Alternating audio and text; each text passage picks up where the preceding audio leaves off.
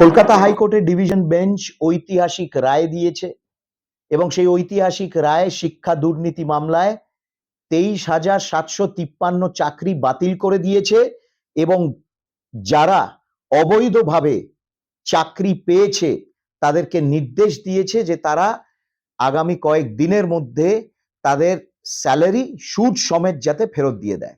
ভাবা যায় এই ধরনের ছলনা শিক্ষাবিদ শ্যামাপ্রসাদের পশ্চিমবঙ্গে এই ধরনের শিক্ষা দুর্নীতি যা স্বাধীন ভারতবর্ষের ইতিহাসে কিন্তু দেখা যায়নি। যাদের চাকরি বাতিল হয়েছে তারাও যাক এই তৃণমূল কংগ্রেসের নেতাদের বাড়িতে, সেখানে গিয়ে তারা যা টাকা দিয়েছিল সুদ সমেত সেই টাকা আদায় করুক এবং তাদের গিয়ে জিজ্ঞেস করুক যে তারা কেন ছিনিমিনি খেললো এদের জীবন নিয়ে। মানে চিন্তা করা যায় কতটা ছলনা, কতটা চক্রান্ত। এবং এই কুন্তল ঘোষ, শান্তনু বন্দ্যোপাধ্যায়, মানিক ভট্টাচার্য, জীবন কৃষ্ণ সাহা এরা কারা? কোন দলের নির্বাচিত প্রতিনিধি এরা? কোন দলের এরা সদস্য? কোন দলের মন্ত্রী? কোন দলের এমএলএ এরা? কোন দলের নেতা এরা? আপনারা জানেন। এবং আমরাই কিন্তু এই জনস্বার্থ মামলা প্রথমে করি, আমরা মানুষের পাশে ছিলাম, আমরা এই বিষয়ে উঠিয়ে আনি এবং এই যে বিশাল একটা চক্রান্ত, হাজার হাজার মানুষের জীবন নিয়ে খেলা, যারা পরীক্ষা দিয়েছে, লক্ষ লক্ষ মানুষ যারা পরীক্ষা দিয়েছে, যুবক যুবতীরা, তাদেরকে অন্ধকার একটি ভবিষ্যতের দিকে ঠেলে দেওয়া এই সরকার, এই তৃণমূল সরকার এবং এই তৃণমূল সরকারের মন্ত্রীরা, এই তৃণমূল সরকারের মুখ্যমন্ত্রী দায়ী।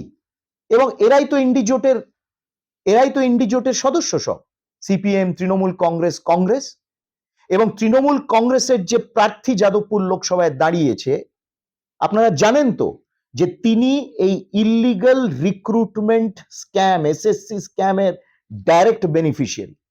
অর্থাৎ এই ছলনা করে, মানুষকে প্রতারণা করে, মানুষের ভবিষ্যৎ শেষ করে এই তৃণমূল কংগ্রেসের প্রত্যেক নেতা মন্ত্রীরা কিন্তু বেনিফিশিয়ারি, ইনক্লুডিং এই যাদবপুর লোকসভায় যাকে এরা দাঁড় করেছে তাদের প্রার্থী হিসেবে। আপনারা যান, প্রতিবাদ করুন।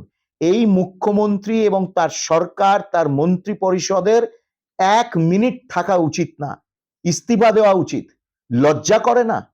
এবং বড় বড় কথা তিনি বলে বেড়াচ্ছেন, সুপ্রিম কোর্টে যাব, এই করব, পুরো জুডিশিয়ারিকে দোষারোপ করছেন, সংবিধানকে দোষারোপ করছেন, জুডিশিয়ারির বিরুদ্ধে তিনি বিষোদ্গার করছেন।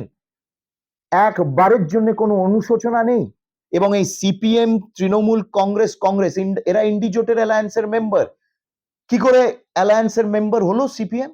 কি করে হাত মেলালো তৃণমূল কংগ্রেসের সাথে, যখন তারা জানে যে এই ধরনের একেবারে মানে নিম্ন স্তরের চক্রান্তর সাথে তারা জড়িত?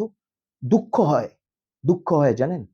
মানে চিন্তা করা যায় না। একদা পীঠস্থান, শিক্ষার পীঠস্থান, শিক্ষার বিভিন্ন প্রতিষ্ঠান পশ্চিমবঙ্গে, বঙ্গে, তাদের রেপুটেশন সারা দেশে বিদেশে ছড়িয়ে গেছিল। সেখানকার শিক্ষাবিদদের রেপুটেশন সারা দেশে বিদেশে। সেই পশ্চিমবঙ্গে এই ধরনের দুর্নীতি। আমরা কিন্তু ছেড়ে কথা বলবো না। আমরা মানুষের পাশে আগেও ছিলাম, এখনো থাকবো, ভবিষ্যতেও থাকবো। মনে রাখবেন, আমরাই কিন্তু এই মামলা করেছিলাম। বাকি যখন সবাই চুপ ছিল, আমরা প্রথম জনস্বার্থ মামলা করে এই পুরো বিষয়টাকে কিন্তু আমরা তুলে ধরেছিলাম। আগামী দিনেও তদন্ত হোক, এই তদন্ত যত হবে আরো অনেক কিছু বেরোবে। এবং যারা এখন নাটক করছে তারা জানে যে তারা কতটা দোষী। মানুষ তাদের বাড়ি গিয়ে দোরগোড়ায় দাঁড়িয়ে তাদের বিচার চাওয়া উচিত।